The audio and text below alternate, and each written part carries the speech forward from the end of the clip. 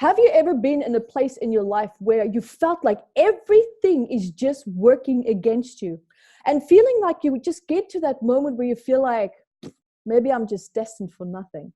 If you can relate to this, then stay tuned how we talk today about finding success through adversity.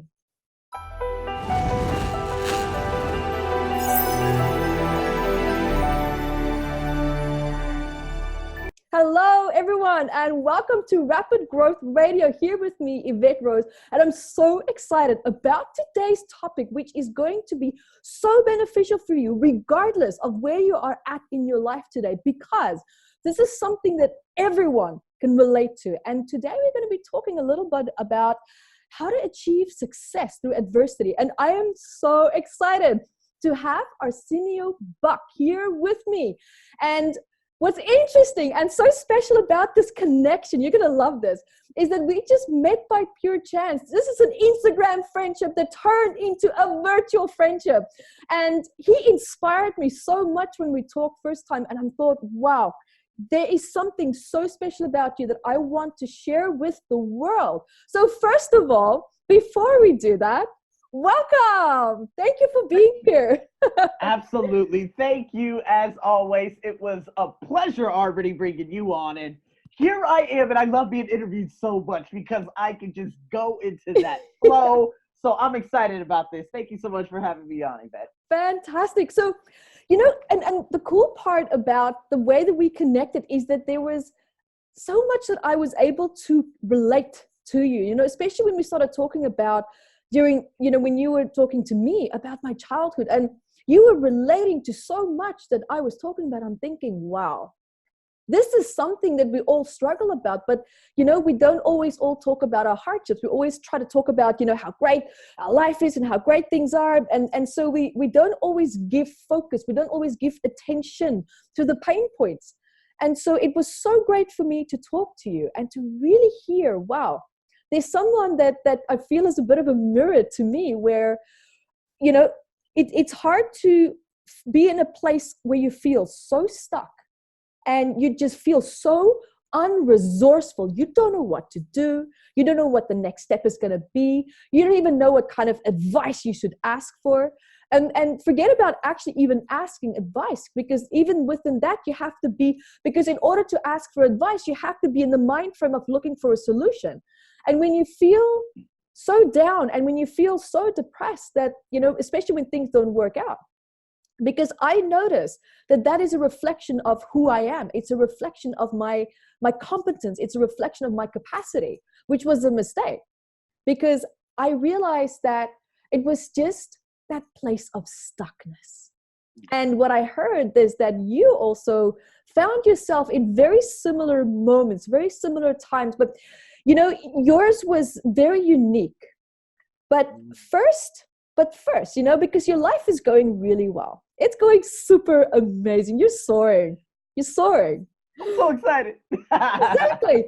And so, but the thing is, it hasn't always been that way for you, right? So born in America, in Las Vegas, you're living now in Thailand, like you almost sound like the digital nomad living the dream. You're in a beautiful, warm, tropical place, or so we think. So having said that, every piece of paradise comes with its challenges.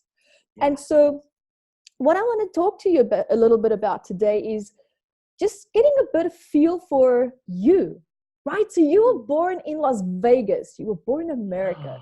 What happened? So you were born, and then what? Okay, I was born, and then what was a voice in May of 2009.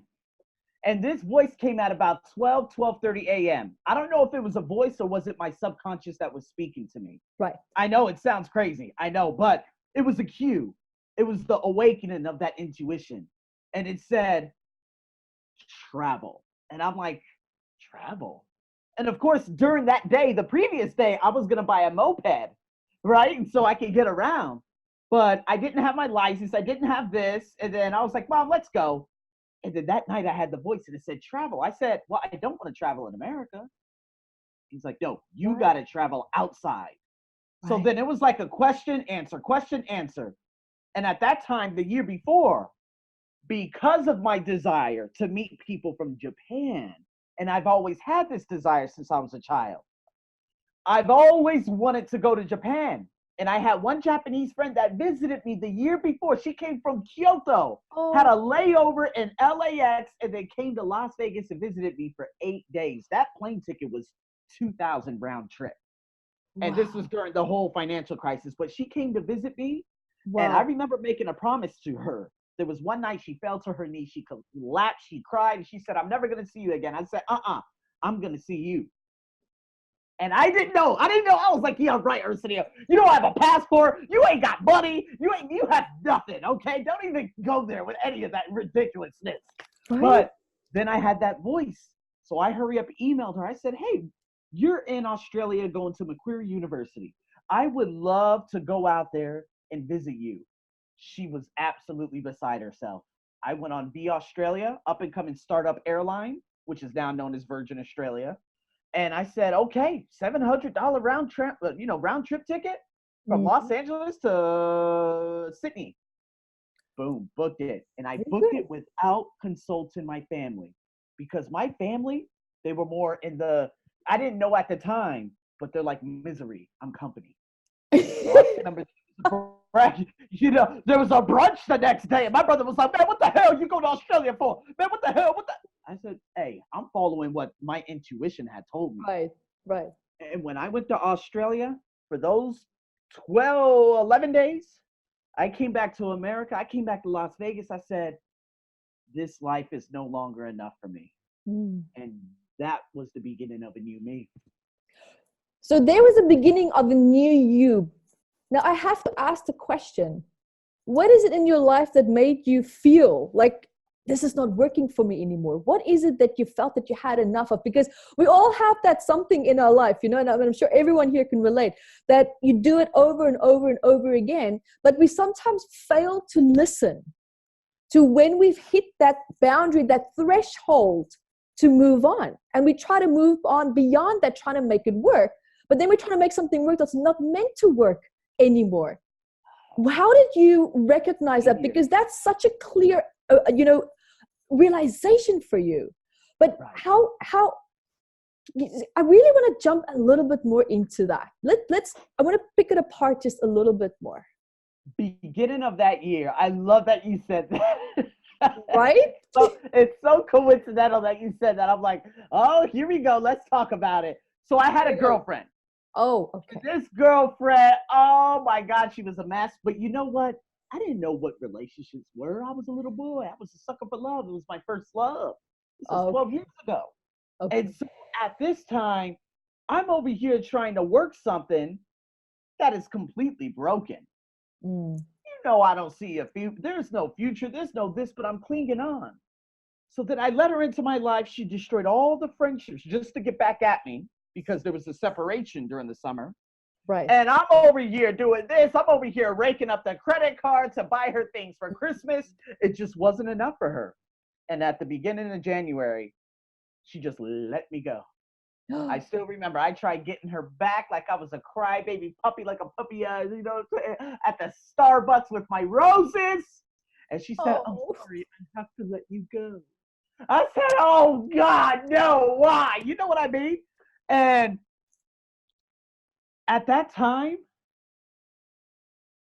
she hurried and got into another rebound relationship, got pregnant, boom, just like that. Like in the matter of seconds. She was only 19 years old. Universe is like, this is a dead end zone. This is ain't gonna happen. I mean? And I'm like, I'm asking myself, I'm like, okay, Arsenio, you're getting ready to go into dental assisting. A little certification that's going to allow you to move to Australia. I didn't know that at the time. But that was the enabler. Because after I did my dental assistant certificate, I got 1 year experience. 2011, I moved to Australia. But I won't get into that yet. Let's get back into that story. That girl, she left me. And I said, I was trying to find answers. YouTube was still fresh. You can't find Les Brown. You can't find anyone online anywhere. Okay, with the available resources that we have now, we could snap out of things in a matter of seconds. Well, it's still a grind, but you have the resources there. I didn't even have my family at the time. I got very close to them, but I kept saying, damn, Arsenio, is this it? Like, that was the first time I fell into a deep depression. Like, it was a constant, I couldn't listen to slow songs for about 2 months. Yeah.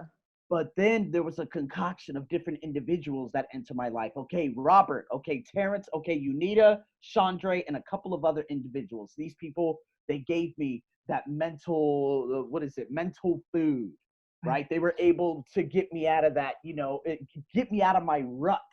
I was able to get money. I was able to work from home, setting up Google AdWords from March, April, May, and June. There were a number of things that had come together at that time for me to overcome that. Yeah. So just you said something so valuable, and I just want to make, it's almost like a bullet point here. So just a snapshot, a key takeaway here is that when you are in that place of depression, what I'm hearing from you is that even though you feel everything is so dark, everything is so, you don't know what to do, the best thing to do is to continue just to have awareness of your environment and the people coming in. Take note. Take note. And this is also just that key takeaway for everyone listening. When you are in that darkest place, what you did was perfect. Instead of completely shutting yourself down, you still observed. And through that observation, you allowed yourself to have that sense of awareness of who's coming in, who makes me feel better, who makes me feel good, and who doesn't. And then gravitate towards the people who you feel that sense of support with, or even just someone that you feel more positive with, because that is already helping you to pull you. It's almost like that little torchlight guiding you out of that place of darkness. So please continue. I just wanted to make that very important, little bullet point there. It's super important. Absolutely. Honestly, I don't even know how all of that happened. I mean, I just remember my brother had just come back from, a Shane Mosley and Margarito fight at the Staples Center. He drove all the way to LA, came back the same day. And I remember we were talking, but it was the same day that I went hiking and I met an additional 6 new friends. One specifically, her name was Unita. Okay. And Unita, I still remember back in March, Chandre, she was somewhat retracted from my life. And I'm like, wait, what's going on? Perhaps the purpose was fulfilled. Perhaps Chandre was in my life to get me take that big step. And then boom, Unita was there from April onwards. Because then April, I remember Unita had contacted me. I still remember everything like the back of my mind. Like, national championship, I'm in class, Unita contacts me. Hey, do you want some P.F. Chang's? P.F. Chang's is a Chinese restaurant. I said, deal, but I'm all the way over here. She's like, hey, don't worry, I'll pick you up. I'll pay for you too. I said, okay. Perfect. Her and I, we talked about a number of different things. She was going through something just as I was going through something. Mm-hmm. But that night, I felt that friendship. That bond went boom. And I'm like, right. You know what? And I swear for the next 2 months, we breathed the same air. We did everything together. We're talking movies. We're talking apartment searching. We're talking DMV. We did this. We did that. We were planning to go to an NBA playoff game. Everything. But then it all came crashing down. But before it came crashing down, a month after that, in the month of May, that's when I booked my trip to Australia. Right. And her boss, Unita, she was the one that had originally hired me, right? Right. And she was so excited. She's like, oh my God, you're going Korean American, right? She's like, you're going to Australia. Oh my God. And I'm like, why are you so happy? Perhaps she saw the about to be transformation, something that I desperately needed at that time in my life. 2009 was a bubble of beauty, of excitement, of me trying new things that I couldn't try because I had to always consult someone who was very pedantic and very crazy and maniacal about so many different things. Now myself, I was free, but I needed to fill the void because when the ex-girlfriend had left, that void is wide open. And so, hey, bad habits could come, good habits, it could be a number of different things. So then people began filing in and I'm like, okay, so Chandre, she's gone. But remember, Evette, I didn't know about purposeful relationships, lifetime relationships, any of these things that Lisa Nichols just wrote about like 3-4 years ago in her Abundance Now book. But now I'm able to connect all those dots and say, dude, I think that was not a climb, but that was a beautiful scenic hike to that May morning where I said, okay, I'm going to take this jump. And then Unita, I think, metaphorically speaking, both her and I, we were on that hill when I booked it, and she put her hand on my shoulder. She said, okay, best of luck to you. Because that was the energy shift. She started going back from that point forward. It wasn't the same anymore. And then her and I, our friendship, it fell apart at the beginning of June. But then every day I woke up, Evette, can you imagine an African-American child, Las Vegas, hearing gunshots every night just over the hill? They call it the West Side in Las Vegas, just over the train tracks. Pop, pop, pop, pop, pop. I'm like, oh, those are gunshots, like it's birds or something. No, those are things that. My life from South Africa, yeah. Oh yeah, that's right. That's I know that, boy. You've seen it all. You heard it all. Yeah. But it was every day I woke up. I remember I was taking this class. My mom, unemployment. Obviously, we know the great financial crisis, so that got hit. But I just woke up every day. I'm like, I can't believe I'm going to Australia. I can't believe I'm going to Australia. It was that countdown. I swear, Evette, to this day, I've never count down to something so ridiculously crazy before in my life. Now, if I book a trip to Mongolia or Principe or Sao Tome or Reunion or somewhere amazing, oh yeah. If I go to Samoa, I'm gonna be like, oh my God, I'm going to Samoa. Oh, like, you know what I mean? That excitement. Yeah, of course. When we come back, you know. But I hope that makes sense. Absolutely, it does. Yes. Oh man, but go ahead. And so you went to Australia. Yes. And where did you go from there? Well, you know what? Oh, this is the best part. See, this is what I need to make everyone understand. When the purpose is fulfilled, it doesn't necessarily mean the relationship ends. It means that it has forever taken a turn. Now, that turn, you guys could still be going in the right direction, but that energy isn't there anymore. Different. That's that moment where you say, hey, how come we just can't go back to what things used to be? No, because the purpose had to be fulfilled back then. Once it's fulfilled, it forever, that energy just shifts. Perfect. Exactly. Yeah. And that is so beautiful to know now, because going back to that purposeful relationship, Satomi, oh, Evette, I thought I was in love. Oh my God, Satomi from Japan. I'm gonna have me some Japanese babies, and oh, it's gonna be wonderful. You know what I mean? It was it was such an amazing feeling. When I got to Australia, landed, I'm like, oh my God, I'm in Brisbane right now on a layover. What's going on? Met this Chinese Australian girl. She's over here helping me, and finally I get to Sydney, and you know, I see Satomi, but when I see Satomi, she doesn't look the same. The energy's off. Like the energy, she's still the same, but there's something shifted. The energetic dynamic, the connection shifted. Yes. Right. Yes. So, again, yes, there were times where I thought about her, this or that, but it was me being in Australia. See, I thought that I was chasing, or not chasing, I thought that I was, you know, trying to make things work with Satomi. But I think I was trying to make things work with Australia now. Yes. Because here I am. I went to Bondi Beach. I went to the Blue Mountains. I went to the, Manly Beach. I went to the Jenolan Caves. I went over here. I went over there.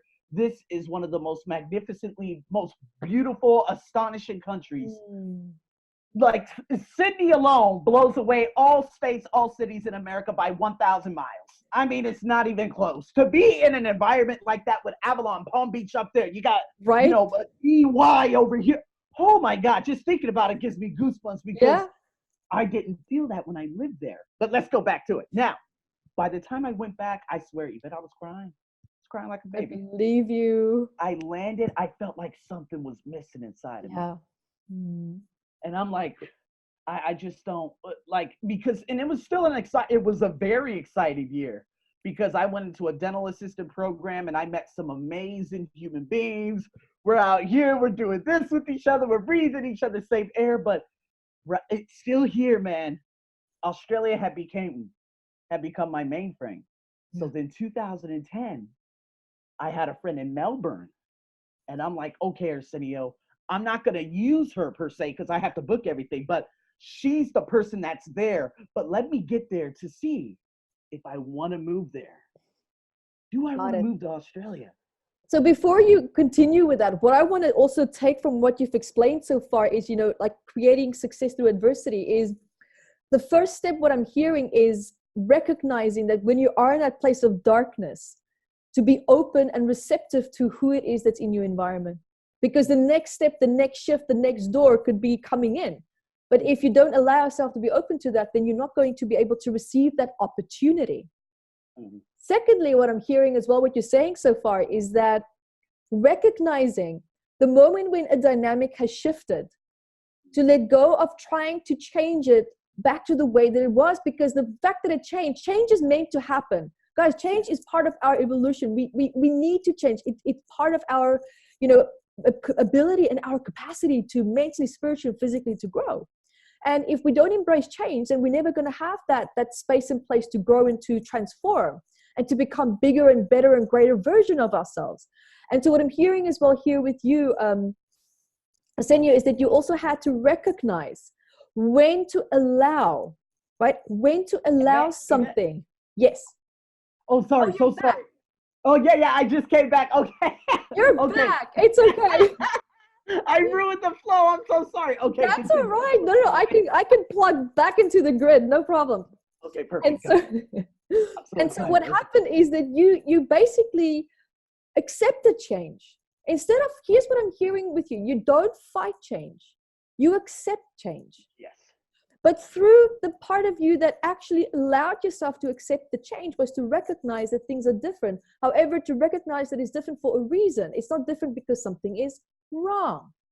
You see, but the biggest mistake that we tend to make, from what I'm hearing as well, is that when something goes wrong, we always think that there's a problem. When I say wrong, I mean different. Like you're explaining that energy dynamics is different. Oh, there must be a problem. No, maybe something just changed and it's showing you, okay, direction has changed now. GPS needs to shift to a different end destination. But still, whatever it is that you have in your life can still be part of it. But the importance of the role has shifted and changed, allowing you to shift your focus onto something new that needs to come in to continue to support your journey. So you went to Melbourne. I love that. I love it how you put it in such great context, because then I even understand more. And I'm like, oh my God, she's speaking my language.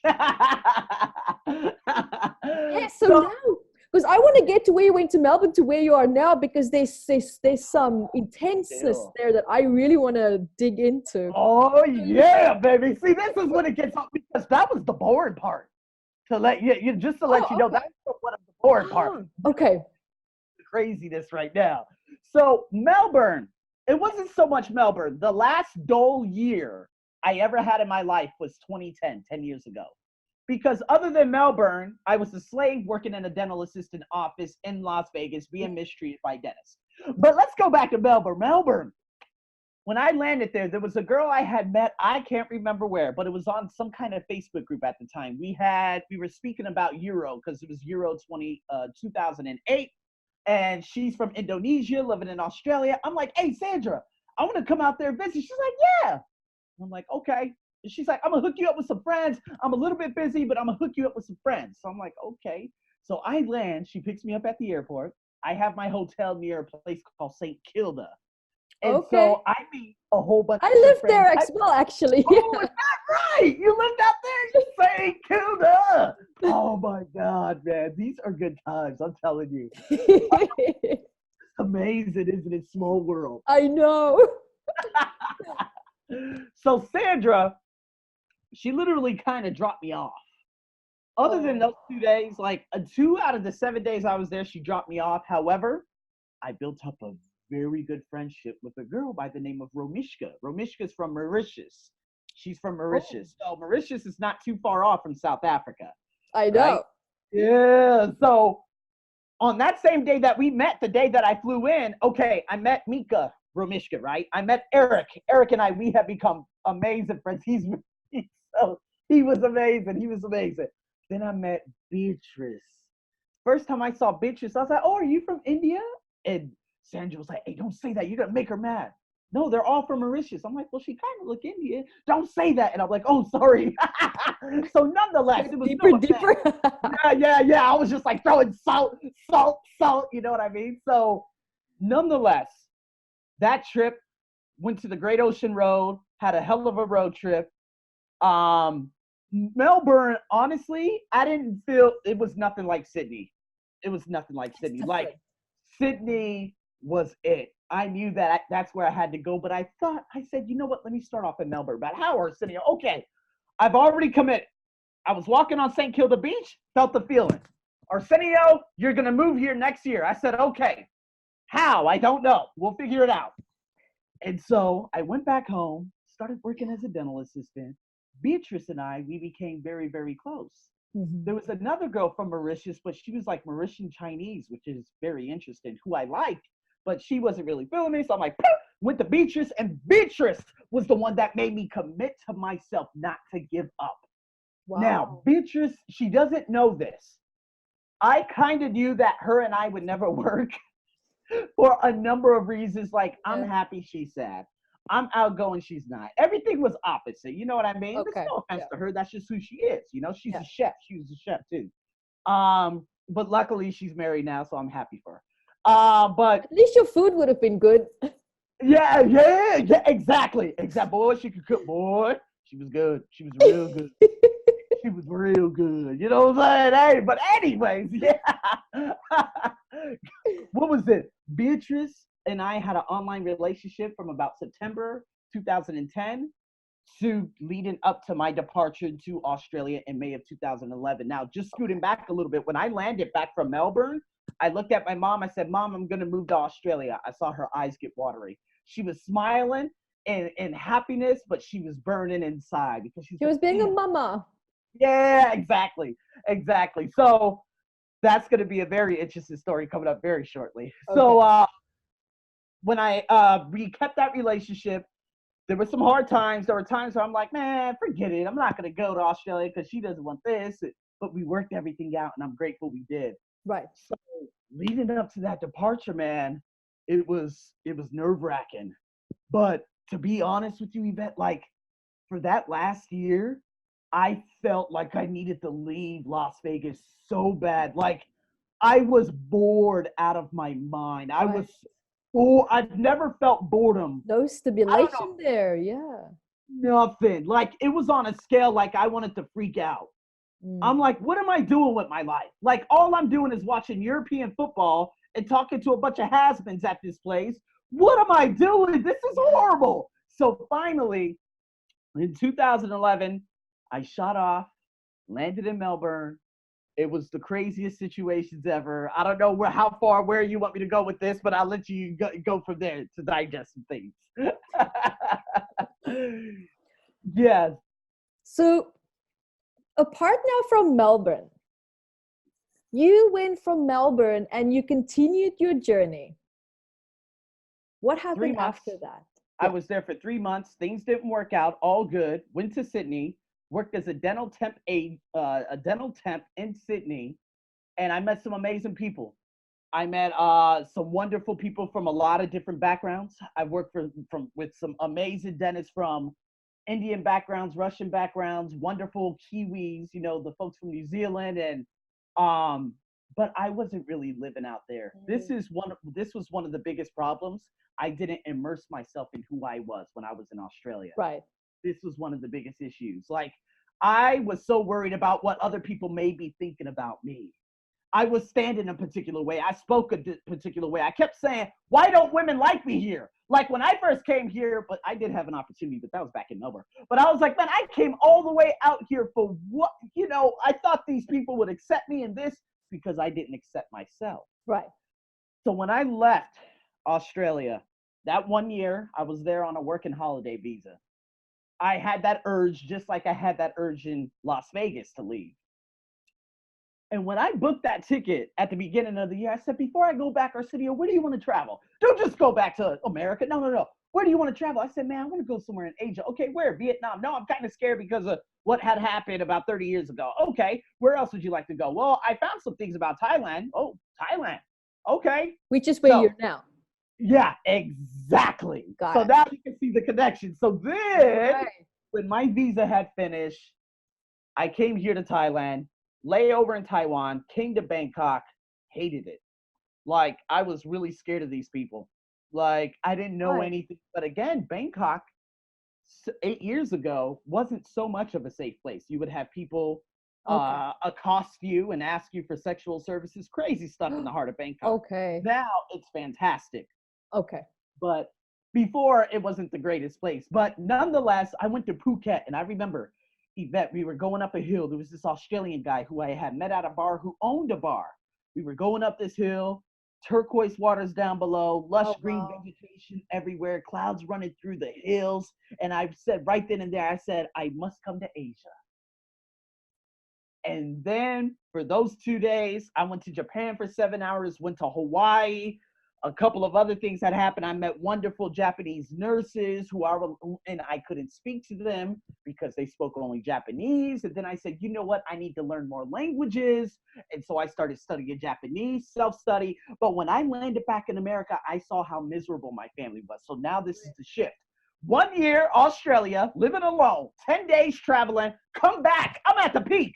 I'm like, oh my God, there's so much, man. I'm on fire. I'm over here trying to inspire everyone. Yeah. And my family was miserable upon miserable. And I said, okay, Arsenio, you got your Bose headphones, the on-ear noise cancellation. Keep them on. You got to keep positivity loud here. And you need to make a note to yourself. The next time that you leave, never come back. Never come back. Some people say love from afar. But I knew if I had stayed there more than a year, I would have been sucked into their abyss. And Of they're course. completely Yeah. unaware that they have that abyss because that's the lifestyle. Yeah. That's become normal to them. Precondition, Pain's become normal. absolutely. Yeah. Yeah. So you could imagine me living all alone at the age of 24 in Australia and being able to combat all those crazy things and get jobs over here and do this and do that. Going back to what that was, I'm like, oh, no, no, no, no, no, no. Okay, Arsenio, when are you going to leave this time? I'm going to leave in May of 2013. Okay, save your money up. Where are you going to go? I want to go to Thailand, get some experience first, and go to Japan. Okay, deal. And I said, and going into December of that year, I'm saving up money, making that, I got wonderful coworkers. I'm having a blast over here, over there. Home life is ugly. Home life could be very good, but then my brother is one of the most pessimistic individuals you could ever meet. You know what I mean? We have those people. We know those people. Always one person in our life. One person that's just the world, everything is burning. This is happening. The sky, all that craziness. So, nonetheless, I said, Arsenio, how can you expedite going to Thailand? Well, I need to meet Thai people. How can you do it? Okay, go on to Google. Meet Thai people. Okay, what is this? Thai love links? What is that? Okay, well, that sounds like a weird website. Fuck it. Okay, so I clicked it on, I made a profile, and here it is. I met a girl by the name of Mook, right? Her nickname's Mook, along with a few other people who I had met, and I'm developing friendships, right? Leading up to that, January, February, March. Now, do I have a job lined up? There's one girl that I met back around that time with Satomi 12 years ago, right? At the time, that was years prior. But I know that she's diabolical. She's evil. I could feel it. But I said, Arsenio, can you just suck it up and get in there? But then I remember coming home from work one day, she sent me a message. The first time, she was like, Arsenio, I would like to hire you, but the parents do not like Black people. They don't want Black teachers. They want white teachers. And I'm like, here it starts. I'm like, get out of here. Because that's like a slap in the face. So I'm like, oh, well, Thai people, they're very open-minded. Funny. Anyway, so yeah, that was a slap in the face. But then she said, we can't find anyone to accept this salary. Can you come here? But we're going to pay you $66 less because you're Black. And I didn't understand that. I'm still an innocent individual. I'm an innocent child. You know what I mean? Like, I am someone who is just so positive.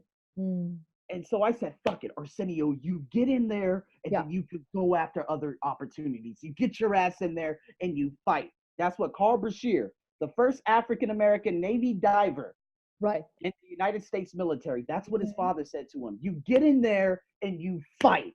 There's no voice. There's no going back home. Because I done blown the motherfucking bridges up. Excuse my French. Blown those bridges up because guess what? I'm going to get into that soon. But once I landed in Thailand, I'm in a very uncomfortable position. Right? I get to this small town 3 hours southeast of Bangkok called Chantaburi. And I see the way people are looking at me. They're not open like they were before. Okay. They're looking at me in a particular way. I didn't know what that was. Now, remember, there's no mom saying, hey, did you arrive? Hey, how's food? Hey, how's the people? Oh, man, you got a crazy boss bitch. Okay, don't worry, son. What you need to do, get some experience for 4 months so you can get a job after October. I didn't have any positivity coming from that side of the planet. They don't give a damn about me. My brother, my sisters, they didn't care. They didn't care about any of that. I was selfish because I saved my money for my dream. I needed to fund my dream, and they thought I should have funded what they had problems with. Okay. And so I call this the crayfish in the pot syndrome. If one suffers, everyone suffers together. I don't know if my dad used to dive out crayfish on the west coast of Namibia, and he was one of those cool people who would just throw the crayfish in a boiling pot of water. And then one would try to climb out. And instead of the others seeing this as an opportunity to climb out of the pot over it, all of them would literally pull it back into the pot. I know they don't have the intelligent, like the emotional, like the isms that I'm adding to it right now. But that kind of made me think, wow, if you don't get away from that, if we don't all suffer together, then you're out. And there's that complete abandonment, rejection. Yeah. That's amazing. Just you putting that into perspective. Like, if you're not going to suffer with us, Arsenio, it's time for you to go on with your, you're out. You're out. And I'm like, okay, I'm out. And next thing you know, parents would drop off their kids at the school. They would give me dirty looks. I'd go to KFC. There's this guy, okay, teacher Ray. This guy has 3 teeth, massive beer belly. He is a very unattractive individual. The Thai women out there, Sadika. Oh my God. When they look at me, I'm immediately a scammer. Wow. I'm immediately a drug dealer. So there was who you are represented mistrust for them. And you had to work through that mistrust. Oh. Wow, I heard about that through an audio program with the guy visiting Brazil. Like, they didn't trust you because, I see. So you had to earn these people's trust. And that is a very, that can be a tough journey, especially if you have that collectively being projected at you. However, you're the opposite of that. It's like you can be trusted. So it's like, what do I do with this? What do I do with this dynamic? So what did you do with that? So, man, well, it was a complete fall for a long time. It was me going down a black tunnel in a wrong direction for a long time. This wrong direction, it all started when I went home and I slammed my arms on my bed and I wept. I only wept out loud one time like that, and that was because of that nasty ex-girlfriend back in 2008. But nonetheless, there were only 2 times that I've ever wept out loud in frustration and in, oh my God, I can't believe they just turned me away from a restaurant because I'm black. I want to ask you a question here, because this is super important. Remember how when you try to create change, when you want to do something, you've noticed in the past the pattern and the algorithm of, okay, I'm doing this, I'm recreating something, but the energy doesn't feel good, which means that something needs to change. But what's different about this situation is there's something that made you feel I need to keep pushing. You didn't give up. I never gave up. What was that? Maybe it was the fact that I could not go back home. There was no net. Eric Thomas says, a lot of you always have, when things get tough, you always go back to your net. See, when you say no net, there's no going back. You fall forever. That's it. So I think the relationship debacle with my family that had to happen for me to strip away that net and for me to like tiptoe on that rope across 2 buildings holding like this little balanced wooden stick to hold me up. And if I fall, that's it. But that's what made life so unbelievably exciting. I didn't understand that, of course, until like a half decade later. But that no net, that was, I can't go back to America. Where I can't go back for That's what? true. But I also have to ask, was there part of you that just didn't want to you didn't want to look like a failure in their eyes? No, I could give damn Good. about their Okay. opinions because they Because this already is labeled me as, important. I'm yeah, bringing this up because this is why so many people, they get stuck in something that they try to make a success from, but they don't make a success from it because their motivator is fear of failing in the eyes of people that they're trying to be successful in. So that's not the case for you. Got it. right. Because I mean, I remember, saying that, hey, I got a job in Thailand to my brother. He's like, all right, so just make sure you go out there and you don't quit. I'm like, quit? Oh, wow. My visa ended in Australia. I couldn't stay there any longer. I didn't quit there. But I could care less about those words because they're not words of inspiration whatsoever. But those words were really good at the time because maybe subconsciously it made me angry saying, man, I didn't quit in Australia. The visa ended. You know what I mean? There was The visa logic to it, damn ended. it. You know what I mean? And so, but at that time, maybe it was that, or maybe it was my mother's words back in 2011 in October when I wanted to quit during my visa 5 months into it. And she said, quit for what? What are you going to do? Come back here. I don't have a place for you to stay. You know what I mean? Those words. And I looked at it like, oh, my mom doesn't care about me. No, it was my mom saying, hey, you got to stop being a bitch. You got to be, there's nothing really wrong that's happening. You got one shitty job, quit the job. And I did. And it changed my life forever. And I lived a beautiful life out there. You know what I mean? I took that big leap and said, man, fuck y'all. Y'all don't deserve me. You know what? I hate that old bitch. You know what I mean? A bunch of F words came out. A bunch of nasty American words We've all been there. I understand. So how did you navigate with this adversity, with this environment that's been nothing but unsupportive? How did you become successful? Because you are still in the very place where you were rejected and you're living a life of success. So help me to understand, from that place of feeling so rejected, feeling so unaccepted, what happened after that? I mean, other small events I could just point out all the negative, but I remember October of 2014. I went into interviews, they were saying no black teacher here. I got denied over 150 jobs, because they said, oh, you're black, sorry. I mean, the amount of lunacy, October of 2014, that's when I had some very dark thoughts. And I remember I was in the back of a taxi and I felt like I was a parasite in the world. And so I messaged my best friend and he immediately messaged me back. He's in New York. I messaged him probably about 8 a.m., which is like probably 8 p.m. or 9 p.m. there. But he immediately messaged me back saying, what the hell are you talking about? He gave me that hard love. But at that time, my mindset was broken.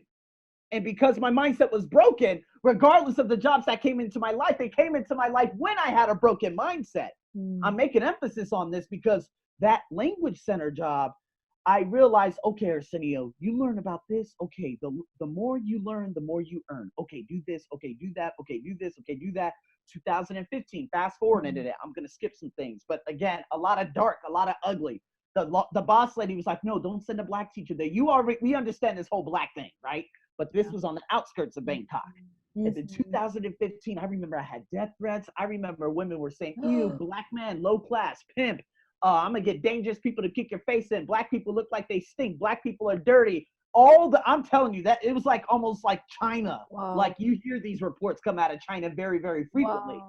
But Thailand, but I just realized about a year ago that was the racism height in Thailand towards black people. And you were in the middle of it. 2013 was a climb, and then 2016 it stopped, and then there was a plunge after Netflix and Black Panther came out. But nonetheless, 2016, end of 2015, I said, fuck this trip. I'm not going to Singapore. I'm going to lose money, but I don't care. I heard that voice again. And that voice said, Arsenio, go to the library. I said, what? The library? Just go there. I said, where? Okay, Siam. Okay, biggest shopping plaza. Let's go.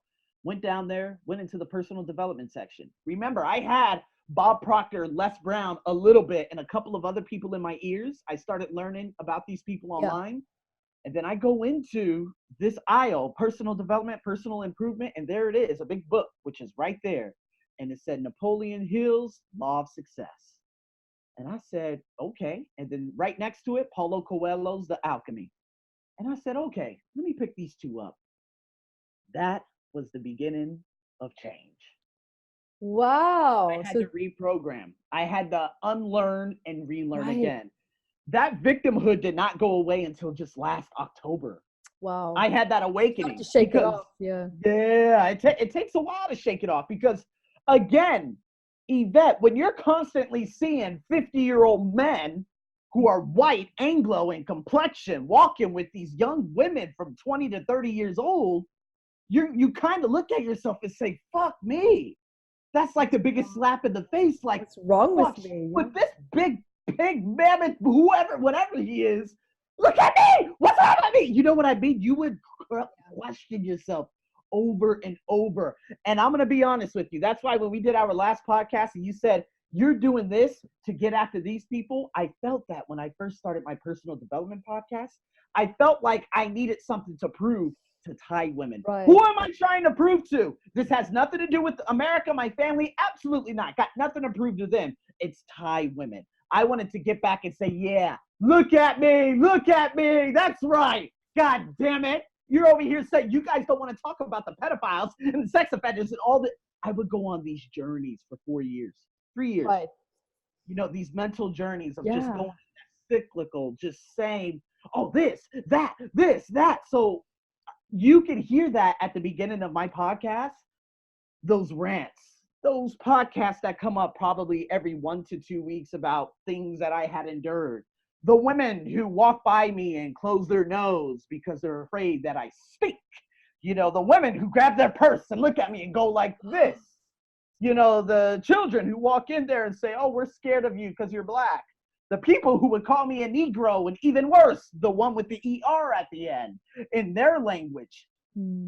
These things would always be reoccurring. But 2017, I left that job.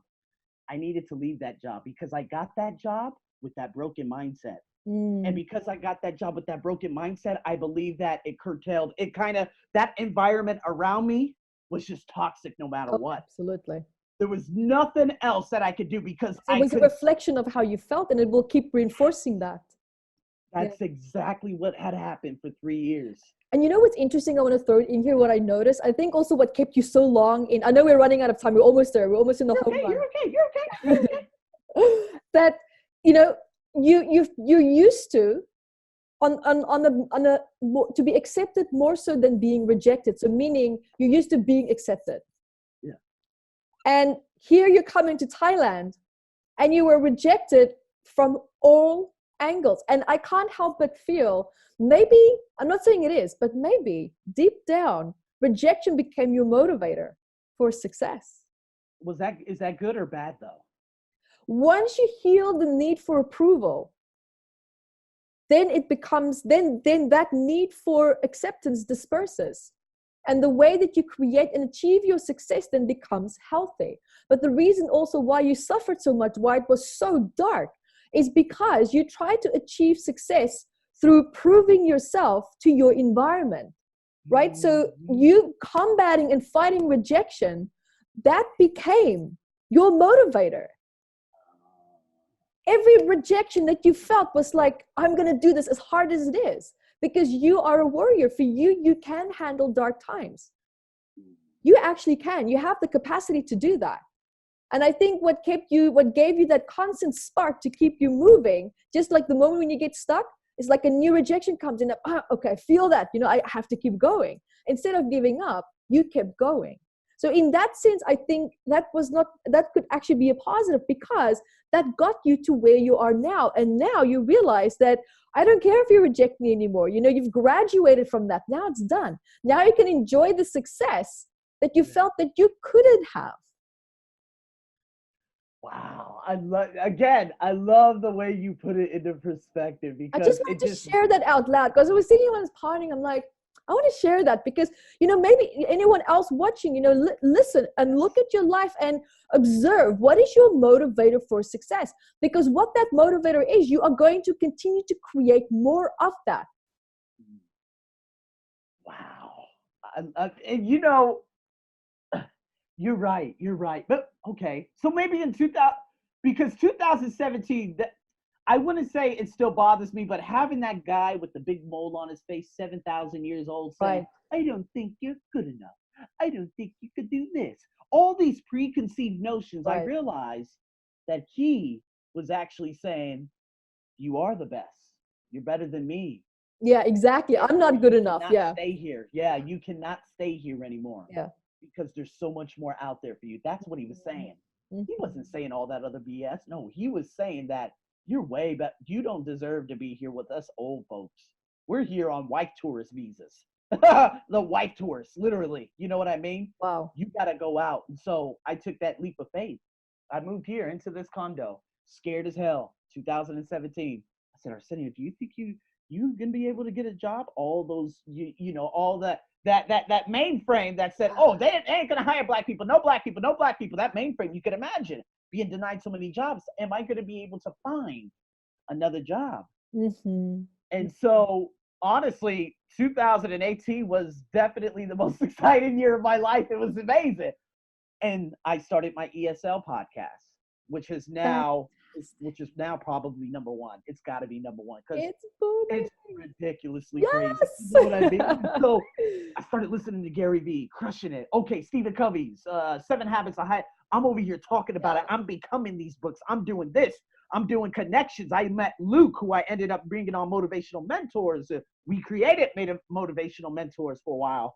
And I'm over here attracting to me these sociologists over here, coach over here, business development coach, this. And then last year, in terms of my career, we're talking so many different projects, workshops, everything had taken off. Do you think they gave a damn about color? None of them did. I'm in the heart of Bangkok now. Yeah. You know what I mean? And then now I'm like, you made it. Yeah. But I must add this in. These clothes I bought, I can't remember how many pieces of clothing, fitted, right? Tailor-made. Back in 2014, 2015, I started. I bought these suits and I'm like, okay, I'm going to look like this and watching these videos on YouTube. And I'm like, Thai women will now accept me. Never did. Why? Because I was unaccepting of myself. Of course. Waiting for everyone else's like first before liking my own. Yeah. So now I got the same clothes. I don't give a fuck how I look. Good. I really don't. My shoes are scruffed up. My socks are different colors sometimes. My, yep, there it is. You know what I mean? I don't care. Who am I trying to impress? Right. I don't need to impress anyone because I know who I am. I don't got to impress a soul anymore. Whatever you guys think of me, fantastic. That is what you're feeling inside, and you're trying to post your monolithic perception onto who I am, and that ain't happening. I know that I'm going to be one of the most glorious human beings that have ever graced this planet.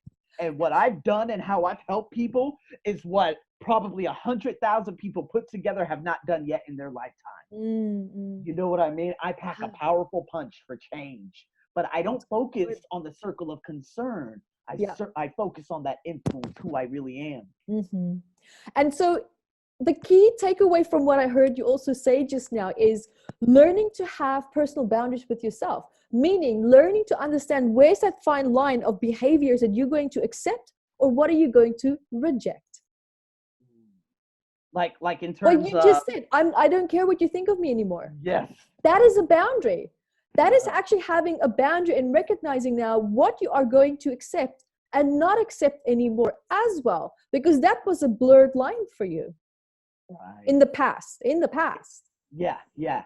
Because I mean, if you check out some of the suits and everything that was tailor-made, people, oh my God, but I was still at a broken down job in a broken down environment in a broken down society that still puts me into a box. But now I wore that suit to the Honda, like I just told you about a few days ago. Yes. Walking out. Oh, law mock, law mock. Law mock means real handsome. This person, that person, this person, that person. Me, I'm like, whatever. I got my swag because I see, but you need to know how to accept compliments. Right. So I say, thank you very much. The security guard, he's saying, oh my God. And I'm like, thank you very much. I'm accepting them. Good. But at the same time, the women who look at me this way, but that also doesn't happen anymore either. Do women grab their purses? I don't care. Do women look away? I don't care. You could do whatever you'd like. That is who you are. But me, I have empathy for you because I'm like, ooh, I would like to know what world she's in. And you know what you did? You took emotional responsibility for someone's reaction towards you. Example. You took emotional responsibility for how someone reacted to you, meaning you took it personal when someone grabbed their purse and they saw you, thinking, I feel that I'm taking that on. Thinking, how can I fix it? What can I change in me in order for her to not react like that? That means that you're taking emotional responsibility for someone's actions. That is not your problem. It's not your responsibility. And now what you've done is you've given that responsibility back to these people. And it's also for you, you've learned, what am I responsible for and what am I not responsible for? Ka-ching! Freedom. Right. I got to write that down. No longer emotionally responsible for you. Is that it? No, for other people's reactions. Responsible for other people's reactions, for others. Okay. You are emotionally responsible for your own actions, not others. You didn't do anything wrong. So why should you now take emotional responsibility for someone else's distorted, fragmented way of perceiving and looking at the world? That is not your problem. It's not your fault. Right. So why fix it? And that's what you have come to realize deep down within you. And you now changed your life to reflect that. Right. Absolutely. That's beautiful. It's amazing. It's amazing. And you should be very proud of yourself. That was wonderful. I never 2018. Oh, well, okay, but this was a really good tester. I was a little bit turned off one year. Hong Kong. I went to Hong Kong. Okay. Immigration officers, they hurry up, approach me. Hey, where are you going? Where are you going? Hey, what's going on? I'm like, well, what the fuck? What the hell's going on? I get my luggage. I go there. Oh, black man, come here. Where you come from? You have drugs? I said, oh, y'all so Chinese. I laughed. But when I got to my hotel, I said, whoa, what life do they come from? Right? What life do they come from? With a big smile. I didn't say, oh, y'all sons of bitches, y'all bunch of racists. I didn't go Eddie Murphy on their ass, okay? Right. I said, damn, y'all Chinese folk. No offense to my Chinese folks. I love everyone. But that was the immigration part as well. Yeah. And it was only immigration.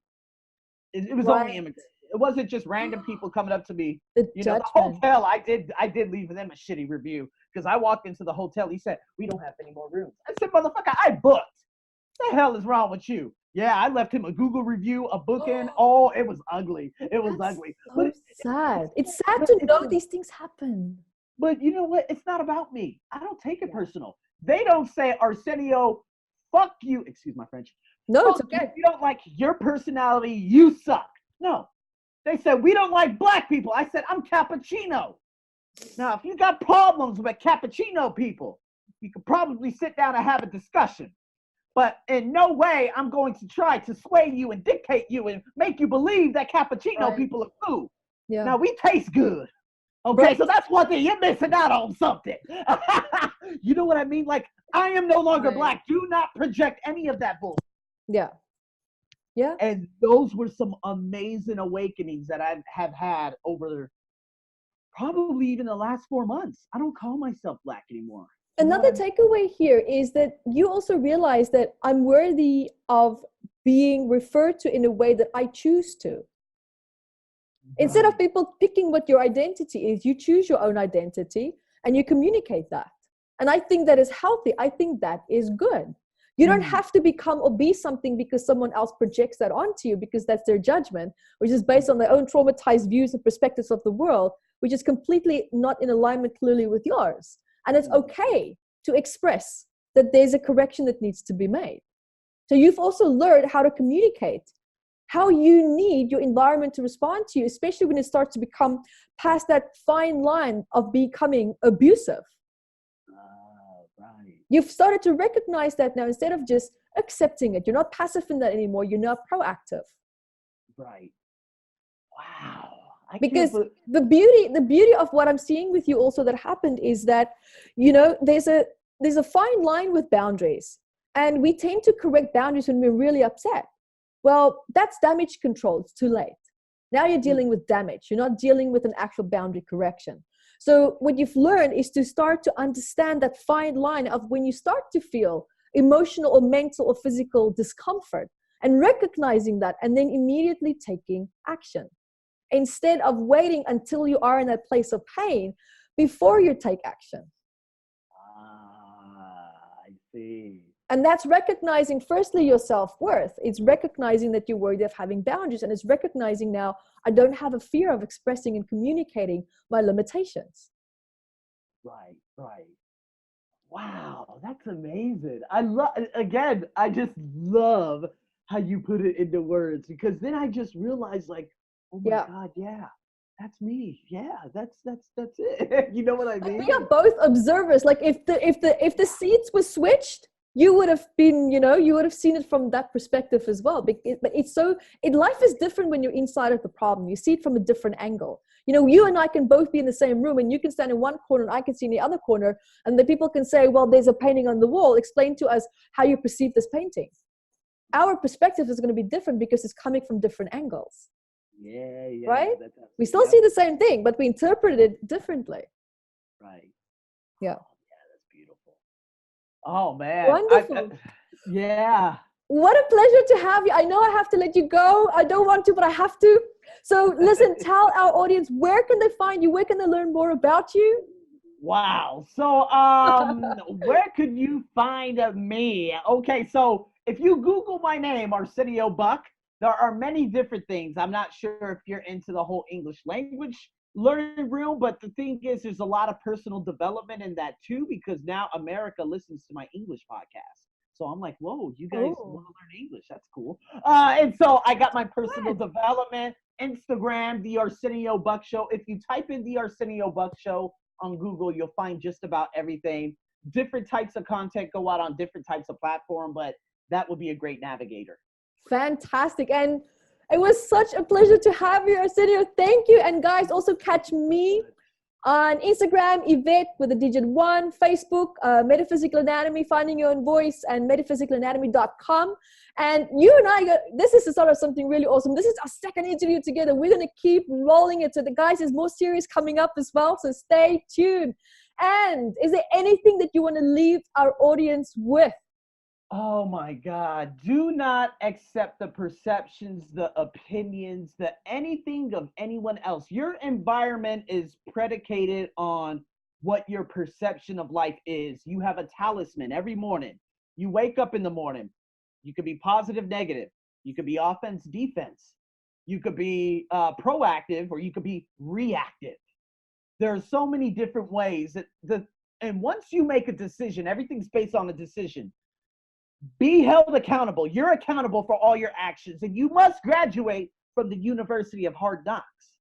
Yeah. Everyone is happy that the things that have happened to you happen to you. But the thing, and what I'm trying to ask is, what are you going to do about it? Because you can either be that person that lives in regret, or be the driving force of people who are going through the same thing. Mm-hmm. You could help them get out of it by getting out of your own rut first, and then, of course, spurring them on to success. Beautifully said. Yes, high five to that. Awesome. High five. Thank you so much. All right, so guys, thank you for joining us. And until next time, be the light that you are. Bye, guys. Bye-bye. Hi guys, thank you for joining me, and remember to grab your copy of Metaphysical Anatomy on Amazon, 679 medical ailments. And I also wrote about the psychosomatic root causes of that, and I'm spoiling you because I even added key points for you to start looking at important questions that you can ask yourself to start improving your quality of life. And also remember to catch me on Instagram, Evette Rose, 1 with the digit 1, and Metaphysical Anatomy on our Facebook fan page. Bye guys!